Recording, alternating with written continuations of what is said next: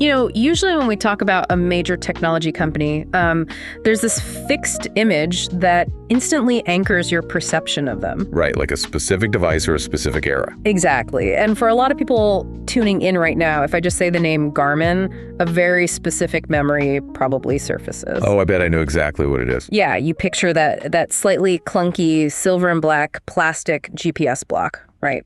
The one suction cup to the windshield of your parents' minivan back in 2008. Oh yeah, with a terrible screen glare. Right. And you picture the power cord dangling down over the radio dial to the cigarette lighter and that robotic voice telling you it's recalculating your route because you missed the exit. Recalculating. Yeah. Yeah, it's an incredibly sticky brand association. But clinging to that legacy image is exactly how investors miss a massive, massive underlying transformation. Because when you step into the reality of what this company is executing right now, today, in the first quarter of 2026, that old windshield GPS feels like a relic from a completely different civilization. It really does. I mean, we're looking at a corporate landscape that's frankly unrecognizable from that early 2000s stereotype. We're talking about clinical grade biometric data processing right on your wrist. Yeah. We're talking about commercial jet autopilot systems that can literally land a plane autonomously, and advanced marine sonar mapping the ocean floor in real time. Well, and the fascinating thing is they didn't just survive the smartphone revolution because, smartphones totally wiped out dedicated windshield navigation. Completely eradicated it. Right. But Garmin, they entirely cannibalized their own legacy to reinvent their technological footprint. And that brings us to the core mission of our deep dive today. We're taking our Talk Tickers format and applying it to the multi-headed beast that is Garmin, ticker symbol GRMN. It is definitely a beast. So we are breaking down their Q1 2026 earnings call transcript alongside their corporate profile. We're going to cut through all the Wall Street jargon, look at the hard data, and give you, the retail investor, the bottom line. Because you need to know if these results are a signal to buy, hold, or fold. Exactly. And the goal here is to be entirely data forward. We'll examine the numbers, but more importantly, we're going to tear down the mechanisms behind those numbers. Is why. Right, the why. We want to figure out exactly how a legacy hardware company navigates a really volatile global economy while actively stealing market share from some of the biggest tech giants on the planet. Okay, let's unpack this and get right into the headline data, because the numbers coming out of this Q1 report are phenomenally strong. Really strong. First quarter 2026 consolidated revenue hit $1.75 billion. That's a new first quarter record, representing a 14% increase year over year. Which is huge. It is. They achieved double-digit growth rates in 3 of their 5 reporting segments. Now, 14% top-line growth for a mature, diversified hardware company in this economic climate is excellent. Oh, that is solid. But, we've seen companies juice their top line before by slashing prices or just spending an absolute fortune on customer acquisition. So I have to ask, did this growth actually make it to the bottom line, or did it get entirely chewed up by operating costs and supply chain logistics? Well, that's the critical metric, right? And this is where Garmin's transcript really reads like a masterclass in operating leverage. Oh, okay. Because their profitability actually outpaced that top-line revenue growth by a wide margin. So while revenue grew 14%, operating income soared by 30%. Wow. Yeah, hitting $432 million. So they aren't just selling more units, they're making significantly more profit on every single unit they move. Exactly. They saw their gross margin expand by 180 basis points to 59.4%, and their operating margin expanded by an impressive 290 basis points, bringing it to 24.6%. That's massive for hardware. It really is. Yeah. And ultimately, that flowed right through to a pro forma EPS of $2.08. This points to incredible pricing power. I mean, when your operating margin expands by nearly 3% in a single year, it tells the market that you aren't engaging in a race to the bottom. Your customers are happily paying premium prices, and your internal cost controls are dialed in. And the timing of this margin expansion is what really catches my attention, because historically, Q1 is Garmin's lowest seasonal quarter. Yeah, always. Q4 is the holiday rush. Everyone's buying smartwatches to put under the tree. So Q1 is usually the hangover period where sales dip and inventories just sort of clear out. Right, but what's fascinating here is there was no hangover. Garmin just hosted a massive after-party. An after-party to the tune of $1.75 billion. Exactly, posting a new first quarter record of $1.75 billion alongside a 30% jump in operating income during your historically weakest seasonal period. That is a massive indicator of structural underlying momentum. It really changes the narrative. It tells Wall Street that the demand for these products isn't just driven by, cyclical holiday gifting. It's a sustained year-round necessity for their user base. Now, Chief Financial Officer Doug Besson did note that the gross margin increase was partly aided by favorable foreign currency impacts, which, to be fair, is somewhat out of their control. Sure, FX is always a bit of a wild card. But if you look at their operating expenses, the percentage actually decreased. They did see an absolute dollar increase in operating expenses, up about $59 million, mostly concentrated in research and development and SG&A. Sales, general, and administrative, right? Right. But because the revenue velocity was so high, those expenses as a percentage of overall sales shrank. And that's the textbook definition of scaling efficiency. You want a company to keep feeding its R&D engine because that's their lifeblood, but you want the revenue to outrun that spend. Exactly. But those massive consolidated numbers weren't spread evenly across the board. They were heavily concentrated in one specific explosive segment of their business. Yeah, and it's impossible to miss. Looking at the segment breakdown, the fitness division just jumps completely off the page, up 42% year over year in a single quarter, bringing that segment's revenue to $547 million. Incredible. And operating margin sat at 29%, driving $158 million in operating income. The momentum in the fitness segment is just remarkable. In the call, CEO Cliff Pemble attributed this to broad-based growth across all product categories, but he specifically singled out the demand for advanced wearables. And we really need to define what they mean by advanced wearables because the market has changed so much since the early days of Fitbits. Oh, completely. During the Q&A, an analyst from Barclays, Alyssa Schreiz, asked about this exact dynamic. She wanted to know if customer trends were diverging between the lower tier basic step counters and the higher end hardware. And Pimble's answer was very revealing regarding their competitive positioning. He clarified that the entry-level bands, the devices that just count steps and maybe take a basic pulse, they're a rapidly shrinking, almost negligible part of their portfolio now. So just walking away from that. Pretty much. They've essentially seeded that ultra-cheap commodity market. When they say advanced wearables, they're talking about devices with multi-band GPS, advanced topographical mapping, third-party application integration, and clinical-grade health metrics. And he noted they're seeing strong demand across the entirety of that advanced category, from the entry-level advanced models all the way up to the ultra-premium tier. Which is key. Right, because it means they're taking market share. They aren't just upselling their existing user base, they're actively pulling users away from competitors. Yeah. And they're doing it by making the ecosystem incredibly sticky. It's not just a piece of hardware anymore, it's a platform. Like, let's look at the WhatsApp integration they just rolled out. Oh, right. They expanded on-device messaging with a new Connect IQ app that lets customers read, reply, and react to WhatsApp messages natively. It sounds minor, right? Just another app. But mechanically, it removes a massive point of friction. Well, previously, a user might have felt forced into, say, the Apple Watch ecosystem purely for the communication convenience, even if they vastly preferred Garmin's battery life and training metrics. Oh, I see. Yeah. By integrating WhatsApp directly, Garmin neutralizes a key competitive advantage of the general-purpose smartwatch. It bridges the gap. It transforms the device from a dedicated piece of sports equipment you put on for a run into a true daily driver that you basically never have a reason to take off. And speaking of never taking the watch off, there's another integration they highlighted that I think is fundamentally shifting their demographic reach. The Natural Cycles partnership. Yes, the integration with Natural Cycles. For context for you listening, Natural Cycles is an FDA-cleared birth control and reproductive health tracking app. Right. It traditionally requires users to manually take their basal body temperature every single morning before even getting out of bed. Which is prone to user error and, let's be honest, simply inconvenient. But by allowing select Garmin wearables to interface directly with Natural Cycles algorithms, Garmin is automating that entire process. That's brilliant. It is. The watch utilizes its high-fidelity temperature sensors and heart rate variability data, which is collected continuously overnight, and feeds it directly into the FDA-cleared app. Think about the physical mechanism there. Yeah. The watch has to be sensitive enough to detect minute fractional changes in skin temperature and cardiovascular rhythms while the user is asleep. And it has to compensate for ambient room temperature and sleep position. Exactly. It transitions the Garmin wearable from a tool that just tells you your 5K split times into a seamless, integrated medical device managing reproductive health. And strategically, it vastly expands their total addressable market. It signals that Garmin is a holistic health infrastructure company now. Yeah. This broader, highly sticky ecosystem appeal is the exact engine driving that 42% top-line explosion.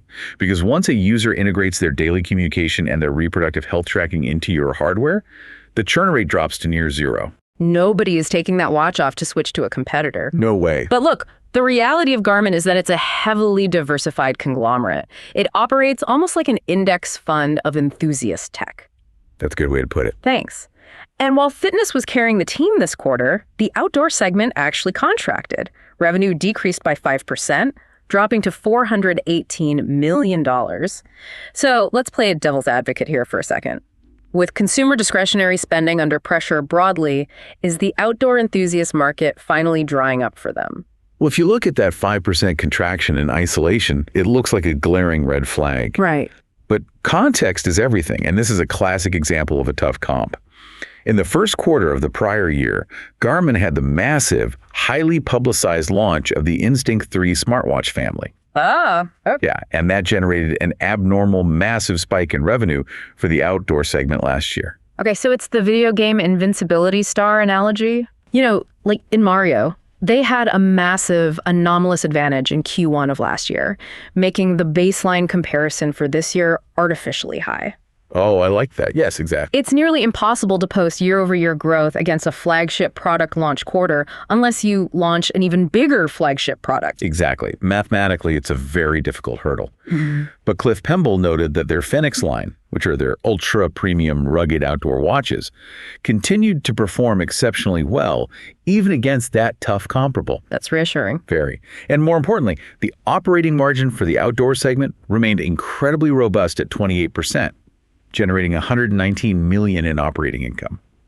So the fundamental economics of the division are still rock solid. It's purely a function of the product release cycle. And it's not like they paused innovation in the outdoor segment just because they didn't have a mainstream flagship launch. They're relentlessly targeting highly specific, price-insensitive niches. Right, the golf stuff. Yeah.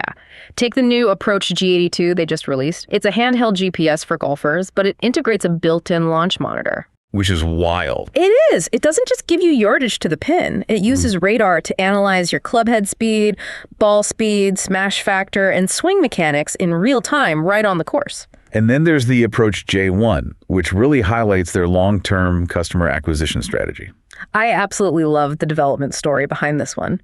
The Approach J1 is their first GPS watch engineered specifically for junior golfers. Right.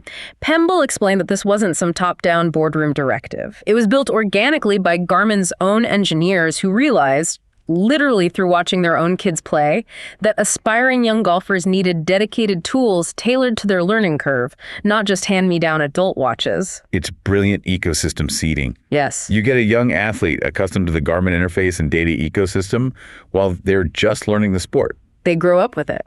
Exactly. Yeah. As they grow and their needs become more sophisticated, they're practically guaranteed to graduate into the premium adult tiers of Garmin's golf ecosystem. And they're applying that same niche dominance to motorsports, too. They launched the Zumo XT3, which is a ruggedized, glove-friendly navigator for motorcycles. Because you can't use a touchscreen with heavy riding gloves. Right. And the Catalyst 2, which is essentially a digital driving coach for track day enthusiasts, it uses accelerometers and GPS to analyze your racing line and provides real-time audio cues to help you shave tenths of a second off your lap time. And the through line here is the target demographic. Golfers, track day drivers, adventure motorcyclists, these are highly passionate enthusiasts who are notoriously price insensitive when it comes to their gear. They will spend the money. Oh, without hesitation. Yeah. If a device can genuinely improve their golf handicap or their track time, the retail price is secondary. Garmin understands that capturing and monopolizing these lucrative niches provides a structural buffer against broader consumer spending downturns. Now here's where it gets really interesting. Let's shift gears from the wrist and the golf course to something much larger. We need to talk about aviation and marine, because Garmin is quietly dominating the skies and the seas. It's true. Aviation revenue jumped 18% to $264 million. And here's the number that really requires a double take: a 75% gross margin. Generating $71 million in operating income. I mean, a 75% gross margins is the kind of profitability you usually only see in pure software as a service companies. Not heavy industrial manufacturing. Exactly. Yeah. They're achieving SaaS-level margins while physically building complex avionics panels. The growth was robust across both the OEM channel, meaning installations and brand new aircraft, and the aftermarket, where plane owners are tearing out legacy analog gauges and retrofitting Garmin glass cockpits. The technological moat they've built in aviation is virtually insurmountable at this point. Daher just unveiled their new TBM 980 turboprop, which features Garmin's G3000 Prime Avionics suite. But the truly revolutionary milestone this quarter was the HondaJet Elite 2.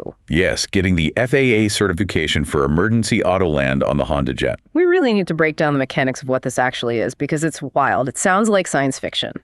So, if the pilot becomes medically incapacitated, a passenger who may have absolutely zero flight experience presses a single dedicated button on the ceiling. Sure, one button. Just one.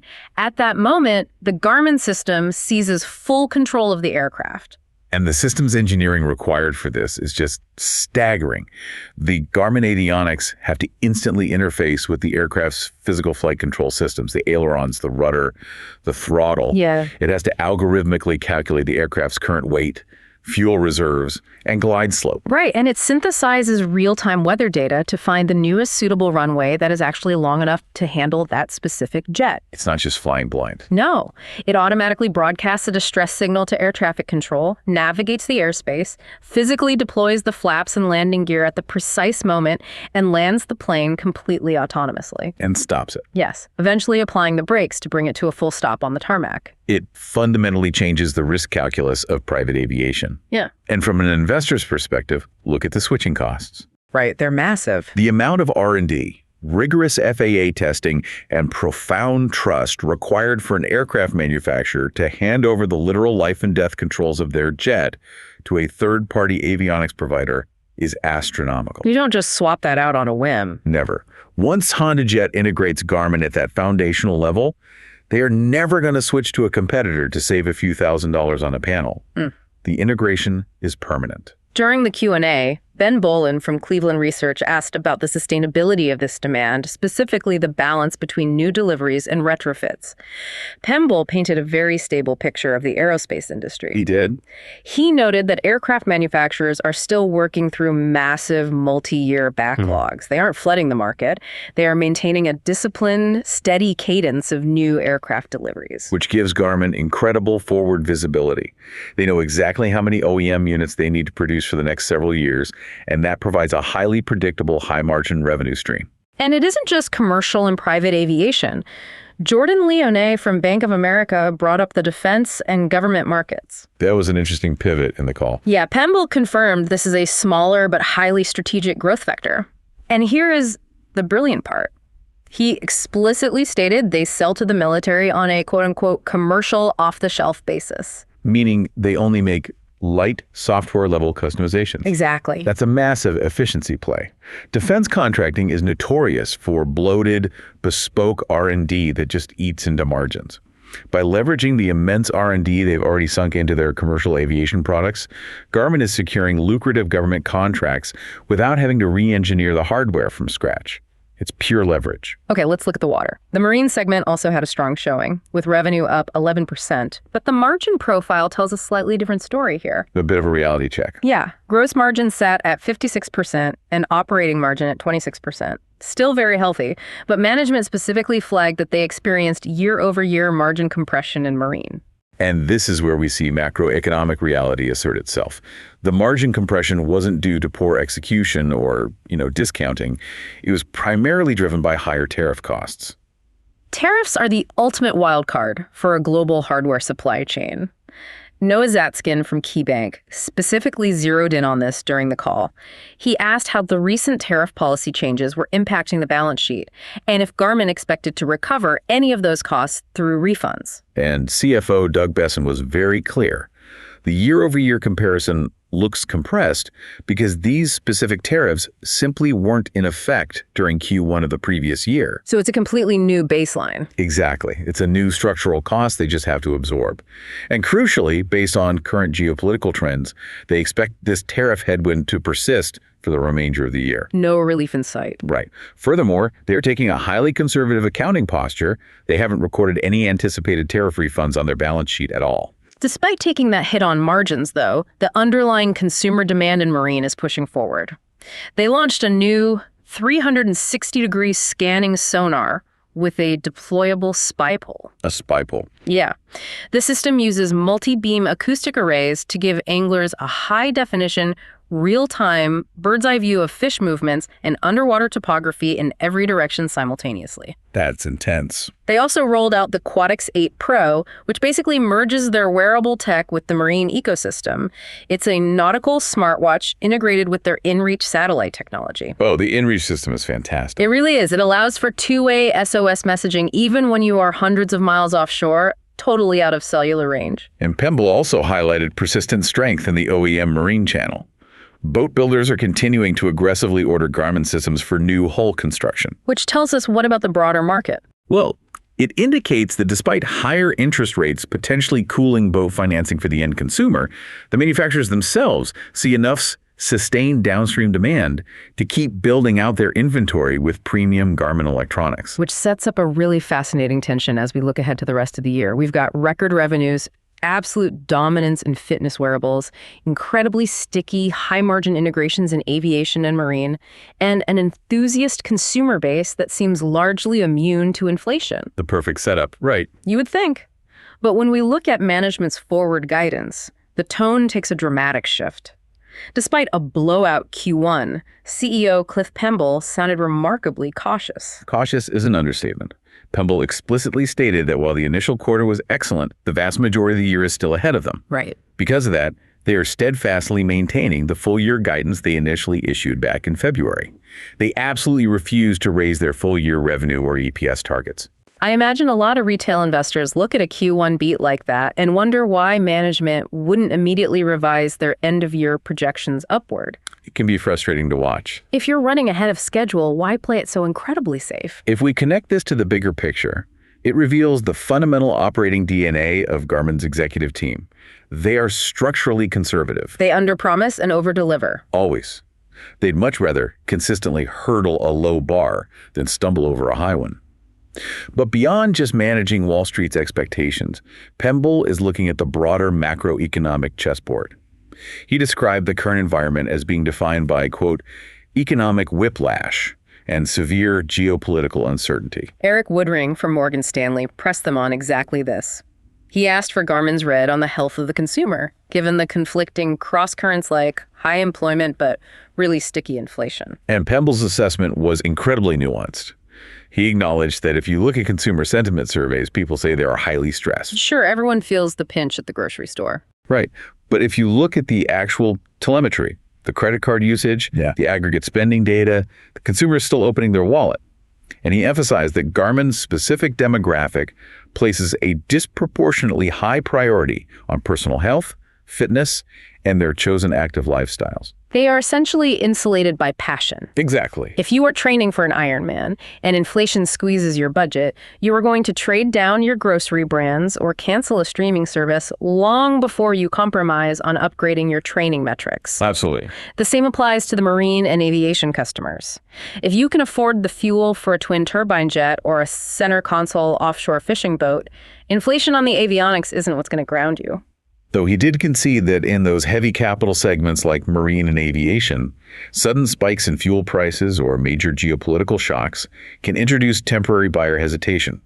So the macro environment isn't entirely frictionless, but Garmin is operating from a position of relative luxury compared to a general consumer electronics brand. And their primary strategy for managing that macro friction involves their balance sheet. This is a critical piece of the Garmin puzzle that you, as a retail investor, need to fully grasp.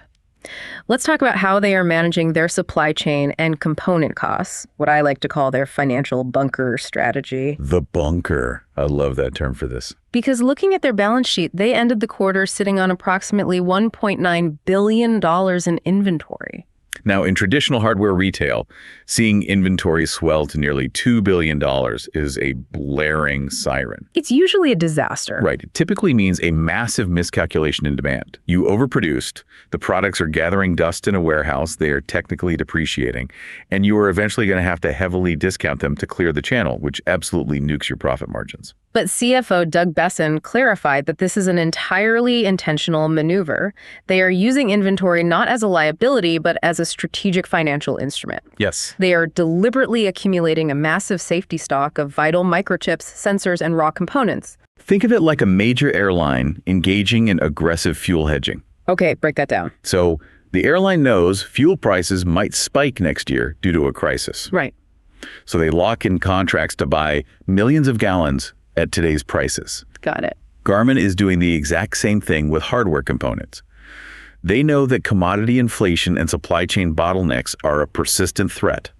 By utilizing their massive cash reserves to buy up $1.9 billion worth of components right now at current market prices, they are effectively building a wall around their 2026 profit margins. Cliff Pemble confirmed this during the analyst Q&A. He stated they hold significant safety stock specifically in components that are currently experiencing severe pricing pressure in the open market. It's incredibly smart. Because they are pulling from this pre-purchase bunker, they aren't subjected to the spot market price spikes, meaning their margins remain highly controlled and predictable for the duration of 2026. But there is a mathematical reality they can't avoid indefinitely.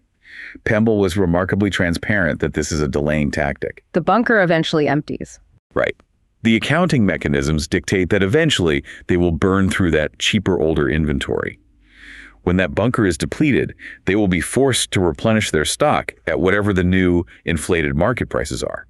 When those higher cost components enter the manufacturing stream, it will directly impact the income statement. He issued a clear warning to investors that they should anticipate these higher input costs rolling through and creating margin headwinds in 2027.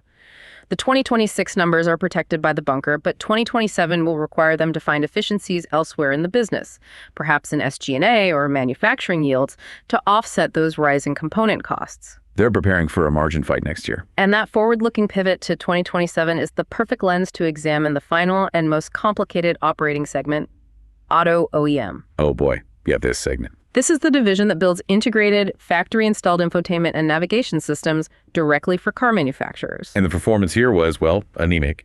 Revenue in Auto OEM increased by a barely perceptible 1%, landing at $170 million.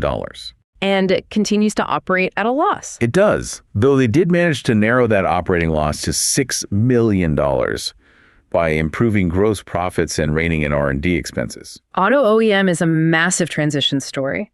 Management is completely upfront about this. They explicitly guided that investors should expect auto OEM revenue to actually decrease for the full calendar year of 2026. It seems counterintuitive, right? Why guide for a full year decrease when you just managed to squeeze out 1% growth in Q1? Exactly. It all comes down to the life cycle of enterprise automotive contracts. Garmin has a massive legacy program with BMW. But that specific vehicle platform has reached peak production volumes and is now entering its natural phase-out cycle as BMW transitions to newer chassis designs. So the volume is just drying up. Naturally and predictably. As BMW manufactures fewer cars requiring that specific older Garmin architecture, Garmin's revenue from that contract drops off. But the reason they maintain this segment isn't for the legacy BMW contract, it's for what's coming next. There is a massive structural catalyst on the horizon. Precisely. They are hitting all their developmental milestones, leading up to a massive next-generation integration program with Mercedes-Benz. Even Finesif from Tigris asked a really insightful question regarding this transition. He wanted to understand the financial mechanics of swapping out the BMW revenue for the Mercedes revenue. Specifically, how the functionality and the economics of the new Mercedes system stack up against the outgoing technology. And Pemble's response laid out the entire bull case for the auto OEM segment. He explained that the Mercedes integration is exponentially more complex. It's not just a GPS screen. Not at all. It's deeply woven into the vehicle's core digital architecture, utilizing high-resolution displays and advanced sensor fusion. Because of that complexity, the Mercedes units command significantly higher average selling prices, or ASPs, compared to the older BMW program. So it's not a one-to-one replacement. They are trading a low-margin legacy contract for a high-margin, high-complexity contract. Right. Auto OEM is essentially taking a strategic, calculated step backward in 2026, absorbing the BMW phase-out in order to slingshot forward in 2027 when the Mercedes volume aggressively scales up. It requires an investor to look past the immediate quarterly weakness and recognize the structural setup. If you only look at the 2026 guidance, it looks like a failing division. But if you look at 2027... If you look at the 2027 contract backlog, it looks like a coiled spring. Which brings us to the ultimate question. We've digested the record-breaking consolidated revenues, the massive 42% surge in fitness, driven by sticky health ecosystems. The sauce-level margins in aviation fueled by Autoland. The margin pressures in marine, the incredibly conservative full-year guidance, the $1.9 billion financial bunker protecting 2026 margins, and the impending Mercedes catalyst in auto OEM. That is a lot of data. It is. So distilling all of that down, what is the bottom line? If you, the retail investor, are currently holding GRMN or staring at a chart considering opening a position, what is the actionable verdict? The verdict derived from this earnings call and their operational trajectory is unequivocally bullish. I agree completely. It's a heavy bull signal. Let's build the case. I think it rests on three foundational pillars. I'd say the first pillar is undeniable market share expansion coupled with margin discipline. Okay, unpack that. Well, in an economic environment where consumer electronics hardware is incredibly difficult, Garmin isn't just treading water, they are actively taking territory. That 42% growth in fitness, heavily reliant on advanced wearables, proves they are winning the feature war against general-purpose smartwatches. And they aren't buying that growth with discounts. Exactly. Expanding operating margins by 290 basis points while growing top-line revenue 14% is the holy grail of corporate execution. I would argue the second pillar is their impenetrable fortress of a balance sheet. They ended the first quarter sitting on $4.3 billion in cash and marketable securities. And the cash generation is relentless. They produced $469 million in pure free cash flow in just 3 months. That level of liquidity provides supreme optionality. It's exactly what allows them to aggressively fund that $1.9 billion inventory bunker to shield their margins from spot market inflation. Yeah. It allows them to comfortably pay out $174 million in dividends this quarter. It allows them to execute $40 million in stock buybacks, retiring shares and boosting EPS, with roughly $500 million still authorized for future repurchases. A balance sheet that robust turns macroeconomic crises into minor inconveniences. And that leads into the third pillar.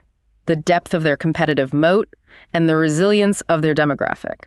They have embedded themselves into the operational reality of enthusiasts and professionals. It's ecosystem lock-in. Total lock-in. Yeah. The pilot trusting emergency Autoland, the boat captain relying on real-time 360-degree sonar, the athlete mapping their reproductive cycle and cardiovascular recovery. These are fundamentally not impulse purchases. These are critical infrastructure tools for highly engaged, financially resilient users. The switching costs are immense, and the brand loyalty is generational. And we should address the competitive landscape because Joseph Cardoso from JP Morgan rightly pushed them on this. He pointed out that the wearable space is seeing a massive influx of private capital right now. Right, lots of startups. Startups are raising huge rounds, pushing novel form factors like smart rings, and aggressively testing hardware as a service or strict subscription models. So he asked, is Garmin moving too slowly against these agile single product startups? Pemble's response to that was fascinating because he didn't brush it off, but he didn't sound threatened either. He framed these startups as market-expanding entities. Which is a very confident way to look at it. It is. Every time a smart ring company spends millions on marketing to convince the general public that tracking heart rate variability is important, they are effectively educating the market and expanding the total pie. And eventually, a percentage of those users will want more data, a screen, GPS, and they will graduate to a Garmin ecosystem. He also noted that Garmin is already maneuvering within these new paradigms. They are steadily expanding their own recurring revenue streams, utilizing Garmin Connect Plus and their in-reach satellite subscription services. And what about the form factors, like the rings? Regarding form factors, he stated very clearly that Garmin is completely agnostic. They're experts in biometric sensor fusion and data analytics. If consumer preference definitively shifts away from the wrist to rings or patches or something else entirely, Garmin has the R&D capital to instantly deploy their proprietary sensors into whatever physical form factor the market dictates. They aren't ideologically tethered to the watch strap. So the takeaway for the Talk Tickers audience is clear. Garmin represents a highly diversified, cash-flush enterprise dominating its chosen niches. They are executing flawlessly on their core competencies, commanding premium pricing power, and utilizing a massive balance sheet to play aggressive defense against inflation while continuously rewarding shareholders through buybacks and dividends. It's a very compelling setup. It's a phenomenal hold for existing investors, and any macroeconomic dip in the stock price looks like a compelling entry point. That encapsulates the entire operational and financial reality of the quarter. But before we close out this deep dive, examining all these disparate data points raises a much larger, almost philosophical question about where this company is headed over the next decade. What are you looking at? The aerospace division? Auto land on commercial flights? Actually, no. I'm looking right back at the wrist. Okay. Think about the trajectory of the fitness segment we discussed. We analyzed the integration of the FDA-cleared Natural Cycles app. We talked about their advanced sensors continuously tracking basal body temperature, sleep architecture, and autonomic nervous system responses through heart rate variability. Right, the data collection has moved light years beyond simply tracking your pace on a morning jog. Precisely. So the question we need to mull over is this. With Garmin continuously refining the clinical accuracy of these biometric sensors and actively establishing partnerships with FDA-cleared diagnostic algorithms, how long until these devices permanently cross the regulatory line? Wow. How long until they cease being categorized as fitness wearables and directly disrupt the traditional medical diagnostic device industry? That is a profound shift. You're suggesting the device transitions from a passive fitness tracker into a proactive 247 preventative physician permanently attached to your wrist, integrated directly with your electronic health records. The technological foundation is already there. If their engineering teams can synthesize enough data to safely, autonomously land a twin-turbine business jet, mapping the human cardiovascular and reproductive systems with clinical diagnostic accuracy is the next logical frontier. It makes perfect sense when you frame it like that. And if they successfully cross that regulatory threshold, their total addressable market is no longer limited to marathon runners and golfers. Their market becomes every single human being interfacing with the global healthcare system. That is an incredible thought to end on, because if they successfully execute that pivot into clinical healthcare, that $1.75 billion record quarter we just spent the last hour dissecting is going to look like a rounding error 10 years from now. It's the ultimate structural catalyst to watch. Well, that wraps up our analysis for today. Thank you for joining us on this deep dive into the underlying data, the strategic maneuvering, and the expansive future of Garmin. Keep your portfolios disciplined, keep your research relentless, and never underestimate the company that started out giving you directions to the grocery store and ended up landing your jet. We'll catch you on the next deep dive.